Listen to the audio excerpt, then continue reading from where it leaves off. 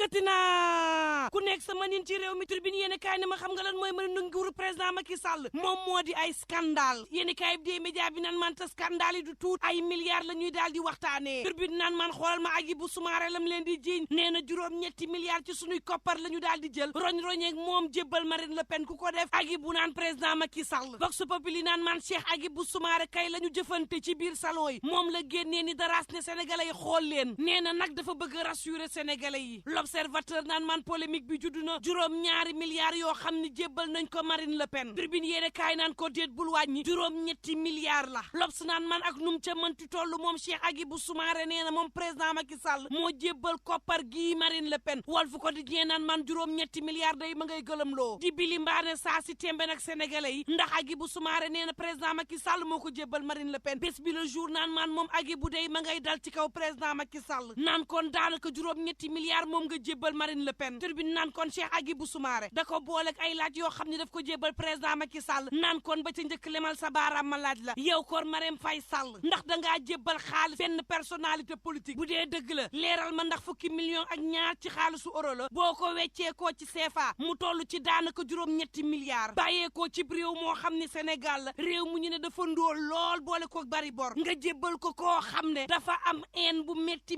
ci nga xam ne dañoo yor der bu ñuul jébbal ko koo xam ne partem bi ci xas nit ku ñuul takkal der bi loolee moo ko may tay riir gi mu am ñaareel bi laaj Cheikh Hadjibou Soumaré naan président Macky Sall bankal sa baaraam ndax danga ko jébbal ca ba ngeen dajee note boo xam ne am na sab soo ñetteel bi laaj Cheikh Hadjibou Soumaré naan président Macky Sall dama lay laaj bu dee laaj yi ma samp daal dinay am ba nga koy def ndax robu président Sénégal nga sol wala it bu chef de parti bu dee bu chef de parti bi it ma laaj la beneen xaalisu kan nga maye ñeenteel bi laaj nag di bi am solo mooy ndax yow président Macky Sall saa si tembe da nga nar a dàq élection présidentielle yi ndax nag for naa ci weewu béy ne loolee nga nar tribune yéen kaay naan ko bul dem scandalu milliards yi du fi yem ndax juróom-ñeent fukk ak juróom-ñetti milliards ci ministère des transports ba tey kenn leeralagu ko Bougane Gueye Dany joxoñ na leen fi yàggul dara ci scandale boo xam ne juróom-ñeent fukk ak juróom-ñetti milliards la ñu lebbi ko bitim réew ngir ab projet te ba nii France daal di xideem xaalis baa ngi ca compte ya ministère des finances yëgul tinul cin fuqul bënul Bougane naan leen ana yax te ba tey cin laa ngay bax yax génnul Biram Fay ci bés bi le jour naan Cheikh Hadjibou Soumaré ku la bàyyi Marine Le Pen day président Macky Sall cib téere la yem ak moom mayu ko benn ak dërëm saa si tembe nag da nga bëgg a dekki waat ci langue politique gi duñ la ko nangul Vox Populi naan maan moom Biram Fay ma ngay xam le ni taxawaay Cheikh Hadjibou Soumaré bii rafetul ci koo xam ne ab premier ministre nga woon sam réew tribune yéen kaay ne ko waaye scandale yaa ngi bëgg bari de professeur Mody Gadiaga ci troisième mandat bi mel ni ku naan ñoon gisagu leen dara ndax président Macky Sall bés bu ko sampee dan naan kon waaw góor Sall ngaari lam tooro Bourguédé sab candidature mën na jàll doxalal conseil baa koy validé ba mu neex Vox Populi naan kon bu ñu fàtte de weeruk mars gii émeute yi nu jóge woon njabootu victime daal dinañuy porter plainte CEDEAO tribune yéen kaay sampub laaj ndax CEDEAO ci boppam mënal na lu bari président Macky Sall ndax xam ngeen ni loi bu parrainage bi saa bu ñu xëyee di ko ñaxtoog di ko yuuxu président Macky Sall téye fa mu téye di ca jaare di nag ay opposant ñoom juge yu CEDEAO dem nañ ba condamné nguurug Sénégal ne ko lii nga teg ci ndoddu politicien du dëgg du yoon ay citoyen lan yoo xam ne am nañu droit samp seenu ndënd te génn gàllankoor warul leen ko andi waaye parrainage baa ngi nekk ndëgg sërëx ñu cay naj di ca segg ñoo xam ne mën nañu bokk mënuñu bokk ñu naan ab violation la caxat-caxatee charte africaine bu démocratie te loi boobee boobaak léegi kenn mënu koo supprimer ci réew mi jëlee ko fi te tic laaj ba mooy président Macky Sall lu mu bokk ak parrainage ak lan la bëggal ña nga xam ne dañuy samp seeni ndënd 24 heures yéene kaay naan leen xool leen te bu ngeen xippee xool te di ngeen gis ndax nag candidature yi bari nañ lool ndax yépp daañu jàll loolee mooy laaj bi Ousseynou li daal di xam le ni bu ñu seetaanee ba seen mbébétu naj projet bii daal di sut suñu détermination ci sàmm ko aar ko fexe ba mu nekk dëgg xam leen ni war ngeen génération yi nga xam ne ñooy ñëw te duñ ñu ko mës a baal le peuple yéene kaay naan kon en tout cas seen njiit ci projet boobee Ahmed Khalifa Niass ma ngay saax-saaxee Ousmane Sonko di ko yekk keteme moom Ahmed Khalifa Niass naan Ousmane Sonko day foowe diine ji te loo ci mënti dégg diine ji du fawukaay le peuple naan propagande politique bi ma nga dem ca biir l'école yi benn